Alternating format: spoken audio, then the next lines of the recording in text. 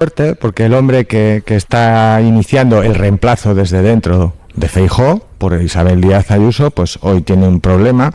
Pero habrá que ver si la justicia lo tritura a él antes que al diario. Esa es ¿Tú la crees?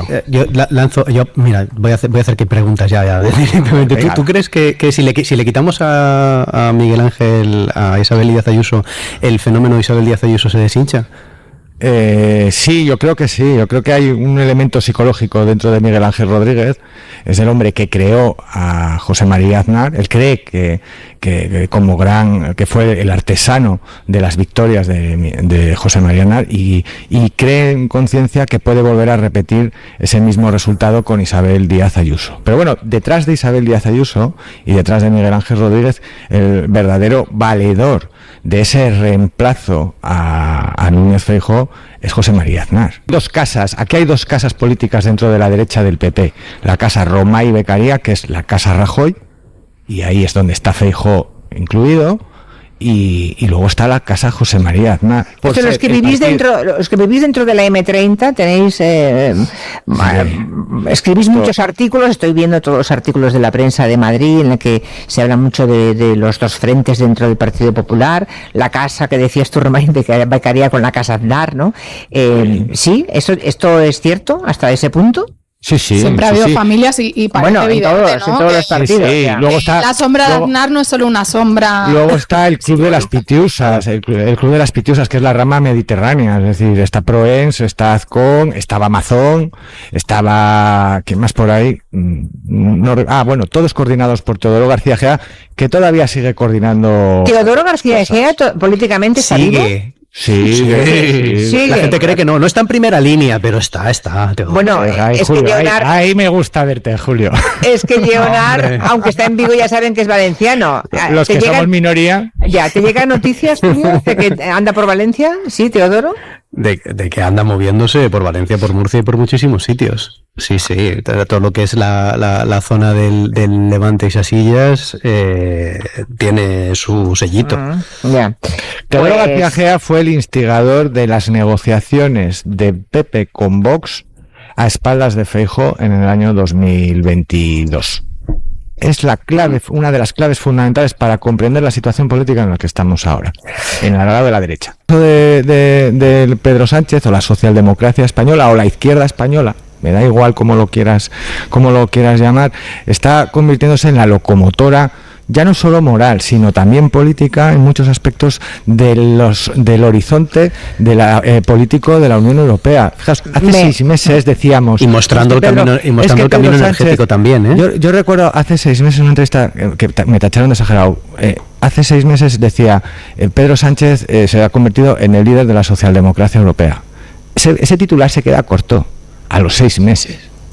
O sea, hoy los analistas norteamericanos están situando a Pedro Sánchez como un referente de la política internacional, los analistas de primer orden. Sí, lo que se le niega, lo que le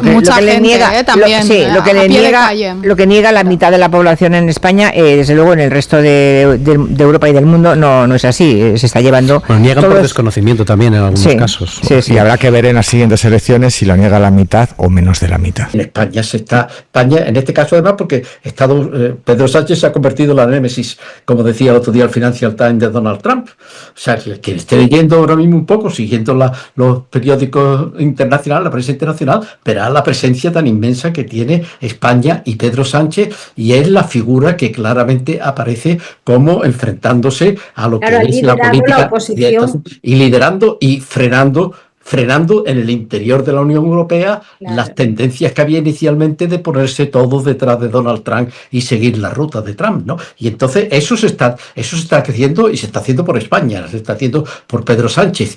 Y ahí tenemos enfrente pues un Partido Popular que no sabe exactamente qué moverse, y un Vox que está claramente subordinado a Trump y dedicado exclusivamente.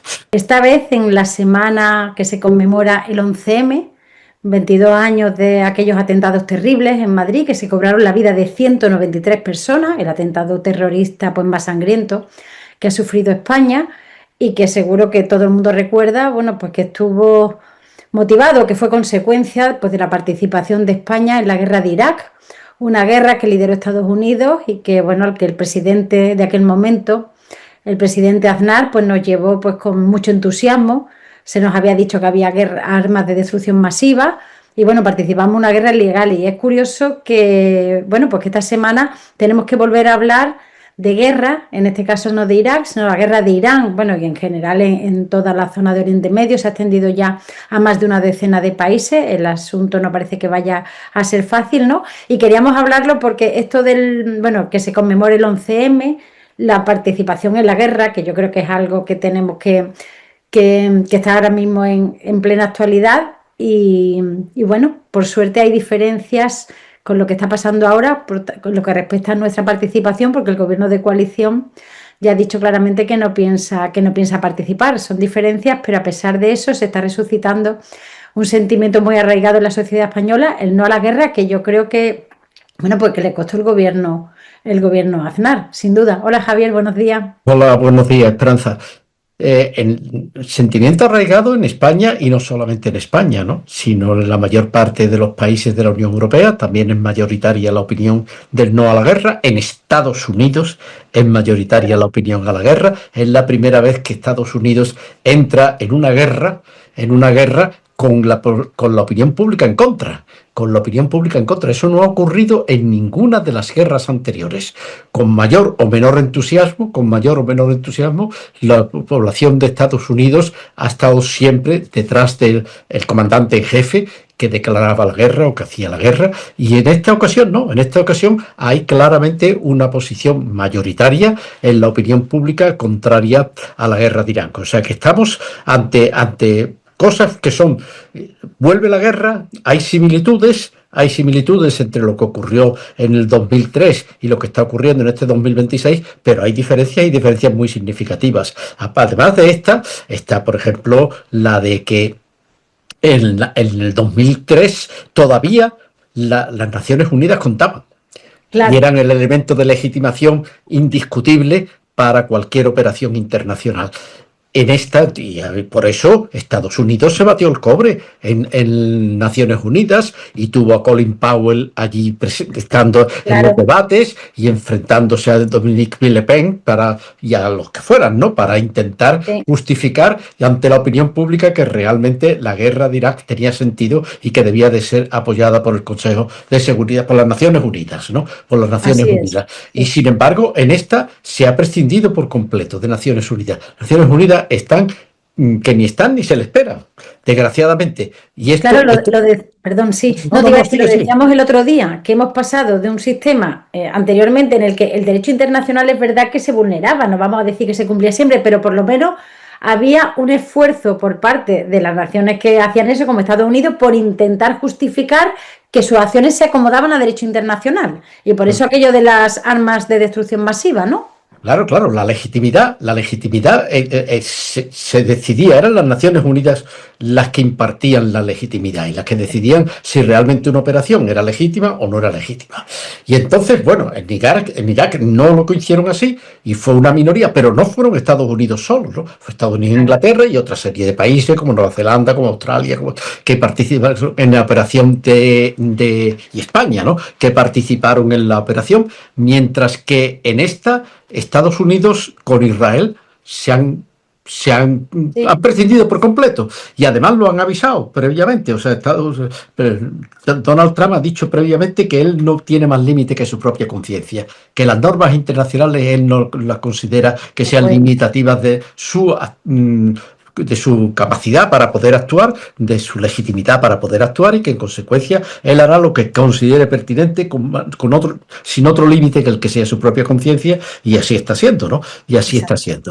Bueno, pues entonces esto es lo que ha convertido a la guerra en un problema internacional y un problema que después funciona en cada uno de los sistemas políticos de los distintos países o de las distintas confederaciones, como es el caso de la Unión Europea, ¿no?, donde la guerra se ha convertido en un problema para la Unión Europea. Claro.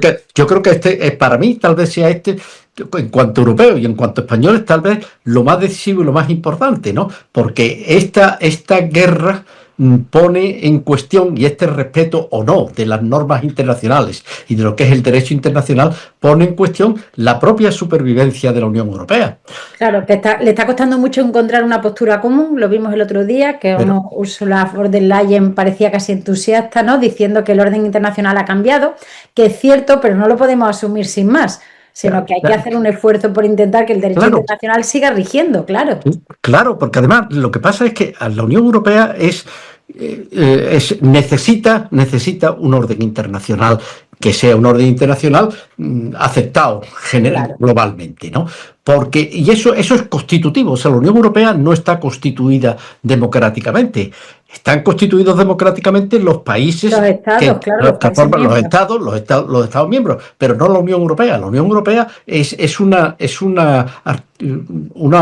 ente jurídico, de naturaleza jurídica más que política. Es el resultado del derecho, es del triunfo del derecho y de la afirmación de la democracia a escala continental europea después de la caída del muro de Berlín.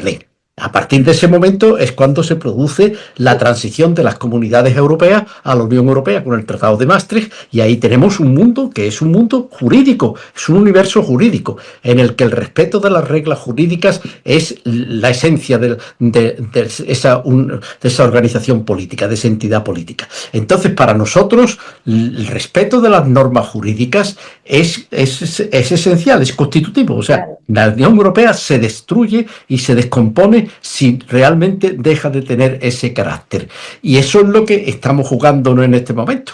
Esto es lo que nos estamos jugando en este momento, que no ocurrió en la guerra de Irak, pero sí está ocurriendo en esta. Manifestaciones ya. Y estamos ante un riesgo existencial en la medida en que si la Unión Europea no es capaz de mantenerse unida como unión y con un respeto a las normas jurídicas que ella misma se ha dado y a la defensa del derecho internacional, es la propia Unión Europea la que acabará estallando. Exacto, es que nos estamos jugando la supervivencia de la Unión Europea tal y como lo hemos visto desde que llegó Trump al poder. La verdad es que todo han sido desafíos y en el fondo es contraponer un modelo, iba a decir cultural, democrático al de Trump, que es la ausencia de orden, frente al europeo, que es todo lo contrario, claro. Claro, pero también es que hay una cosa, que es que la Unión Europea se ha constituido jurídicamente desde los años 90, inmediatamente después de la caída del muro de Berlín. Si la Unión Europea es el resultado del avance de la democracia, del principio de legitimación democrática en el continente europeo, que empieza después de la Primera Guerra Mundial, que se va firmando con la caída después de la Segunda Guerra Mundial, que empieza con 6 países de la parte occidental europea y que se va ampliando, hasta que con la caída del muro de Berlín se extiende a toda la plataforma continental europea, y entonces es cuando se convierte en Unión Europea, ¿no? Y la Unión Europea ha estado haciéndose y ha estado construyéndose en medio de muchísimas dificultades, todas las que tuvimos con la crisis de 2008 y con el austericidio de esa época, pues ahí la hemos tenido y lo seguimos teniendo. Ahí tenemos, pero hasta ahora nunca se había planteado el problema de la autonomía de la Unión Europea a la hora de fijar sus líneas de futuro y sobre todo la defensa, que se ha convertido en una cuestión clave desde el momento en que se estalló la guerra con Ucrania, con la invasión de Ucrania por Rusia, ¿no? Entonces, el problema ahí ya se ha planteado como un problema en el que Europa ya tiene que empezar a pensar con autonomía estratégica y tener su propio. Y ahí es donde estamos, y este va a ser el debate de estos próximos años, y en el que vamos a ver si Europa es capaz de solucionar este problema y por lo tanto continuar siendo Unión Europea, o si por el contrario se desintegra en porque el riesgo que estamos teniendo en este momento es ese, ¿no? Es la continuidad de la Unión Europea como ente político para hacer frente a los problemas que tienen normal, pero además hacer frente con autonomía estratégica, con defenderse a sí misma y con no depender de los Estados Unidos, y empezar a establecer relaciones con los otros países, fuerzas medias que las que hablaba el primer ministro de de Canadá en su discurso en Davos, que fue respondido con una ovación extraordinaria, y tenemos pues está Canadá, está Australia, está Nueva Zelanda, está Sudáfrica, está la India, está otros países con los que hay que empezar a tener relaciones para ir construyendo, está Brasil, está México, países con los que hay que ir construyendo una alternativa distinta a la que nos está ofreciendo Estados Unidos, que es decir, mando yo y vosotros. Sí, que es el mundo de la inseguridad absoluta, ¿no? Y del vasallaje, parece más un sistema de vasallaje. Es curioso que en el momento en el que más necesario que nunca parece ser la Unión Europea, la autonomía estratégica, ¿no? y lo que supone de refuerzo para todos los países que lo integran, pues precisamente el momento en que está más cuestionada. Y a nivel interno, ¿no, Javier? Aparece esta semana Mayor Oreja con sus memorias, claro, no es casual, porque él tiene toda una teoría sobre el 11M, y aparece Aznar. Y aparece un Partido Popular que ya había dicho que es que sigue los dictados de Trump y que cree que España debería haberse involucrado en la guerra, y critica que se hayan dejado al margen a las bases militares de Estados Unidos en España, ¿no? Que el gobierno de la nación ha decidido que no se usen para una guerra ilegal, ¿no? Yo creo que entendiendo muy bien cuál es el sentimiento de la ciudadanía española, que está mayoritariamente a favor, como tú decías, aunque no sea solo la española, ¿no? Claro, no. Ahora nosotros la reaparición de Aznar con su lenguaje belicista, que lo ha mantenido, porque él es el único de los líderes que intervino en la guerra de Irak que no ha pedido perdón por el error inmenso que supuso lanzar la guerra. El único que no se ha retractado de su conducta lo ha hecho Bush, lo ha hecho Tony Blair, todos lo han hecho, menos Aznar, ¿no? Y ahora Aznar viene y dice, yo no estoy contra, pero aquí hay que seguir detrás de Trump. Y hay que seguir a Estados Unidos y en la guerra contra Irak, que hay que apoyarlo, y que ni siquiera eso se atreve a decirlo Núñez Feijóo. Núñez Feijóo ni siquiera se atreve a decir esas cosas tan claras, y además vuelven a recuperar toda la teoría sobre el 11M y que eran los servicios de inteligencia marroquí, Francia y en fin, no sé cuántas cosas. Eso vuelven otra vez a ponerlo en juego, y estamos viendo que esa es la posición de parte de la derecha, que no coincide ya ni siquiera el partido. Esto es una guerra incómoda al mismo tiempo para la derecha española. Claro, Esta es una guerra incómoda para la derecha española, que aparte de que hay una mayoría de la opinión del país en contra, es que además todo lo que sea ponerse en ese terreno, pues sabe que no es el suyo. Que las consecuencias las estamos sintiendo ya en los precios de los combustibles, por ejemplo, pero que se van a seguir sintiendo más allá del sentimiento y de las cosas terribles que estamos conociendo, como el bombardeo del colegio de niñas. Es curioso, pero claro, cuando intervienen Estados Unidos e Israel de consumo en una dirección determinada, se produce un cambio que no se ha producido. Llevamos 4 años de guerra de Rusia con Ucrania. Bueno, en 7 días, en 11 días, esta guerra ha cambiado. Claro. Esta guerra ha cambiado el panorama y está afectando ahora mismo prácticamente ya a todo el mundo, y estamos en un orden completamente nuevo. Y esto se ha producido, ¿por qué? Porque ha sido Estados Unidos haciendo una exhibición obscena de poder, la que ha puesto de manifiesto que, bueno, esto es lo que hay, y eso ha levantado prácticamente todas las estructuras y ha cambiado todas las relaciones que había en ese momento, y que mantenían más o menos una cierta apariencia de juridicidad en la conducta de los estados. Y entonces, bueno, pues esto se ha levantado, y estamos solamente al comienzo. Estamos solamente al comienzo y no sabemos cómo esto puede terminar, ¿no? Y entonces, pues aquí estamos, y en España en este caso además, porque Pedro Sánchez se ha convertido en la némesis, como decía el otro día el Financial Times, de Donald Trump. O sea, quien esté leyendo ahora mismo un poco, siguiendo los periódicos internacionales, la prensa internacional, verá la presencia tan inmensa que tiene España y Pedro Sánchez, y es la figura que claramente aparece como enfrentándose a lo que es la política, y liderando y frenando frenando en el interior de la Unión Europea las tendencias que había inicialmente de ponerse todos detrás de Donald Trump y seguir la ruta de Trump, ¿no? Y entonces eso se está creciendo y se está haciendo por España, se está haciendo por Pedro Sánchez.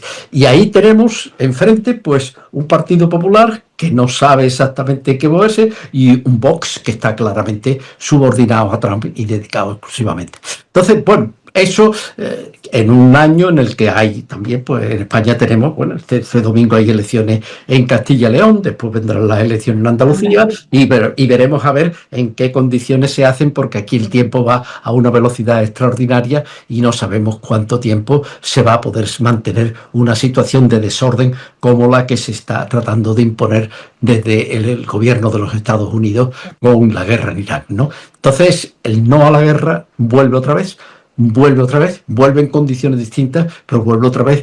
Y la de guerra de Irak fue el fracaso. Los historiadores estadounidenses la ponen como uno de los primeros fracasos de toda la historia de los Estados Unidos. Uno de los fracasos más importantes o de las decisiones erróneas más importantes fue precisamente la decisión de ir a la guerra en Irak. Pues ya veremos si la guerra en Irán no lo desborda y lo convierte todavía en una opción todavía mucho peor, ¿no? Entonces, bueno, pues aquí estamos, entonces no a la guerra, y yo creo que eso va a resonar en las calles y va a resonar en las conciencias de los individuales, de los ciudadanos. O sea, yo creo que esto tiene ahora mismo angustiado a la gente, nos tiene angustiado a todos. Yo creo que todos nos vamos a la cama con una sensación, con una tristeza y con una sensación, con una angustia, y nos levantamos y en cuanto empezamos a oír cualquier cosa nos vuelve a reaparecer esa angustia porque no hay nada que vaya en una dirección razonable, menos la resistencia que se está haciendo desde algunos sitios, entre ellos España, de una manera muy significativa, de enfrentarse a la barbarie y de no estar dispuestos a seguir en la estela que le están marcando desde los Estados Unidos e Israel, ¿no?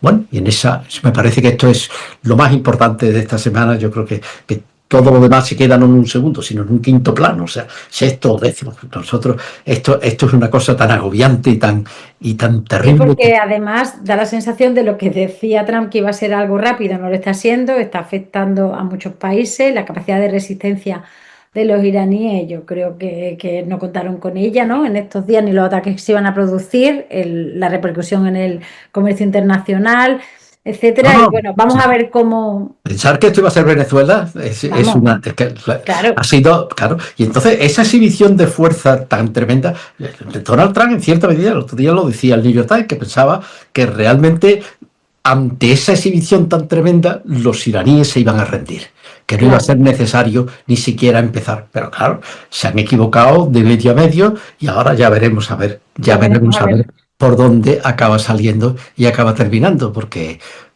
lo importante de las guerras es saber cómo se acaban, y en este caso pues todavía no lo sabemos. Ya veremos a ver qué es lo que acaba. Pues yo creo que seguimos atentos, seguimos con angustia, con atención, con horror lo que está pasando, y si te parece, Javier, acabamos con un no a la guerra. ¿Vale? No a la guerra. El sentimiento rotundo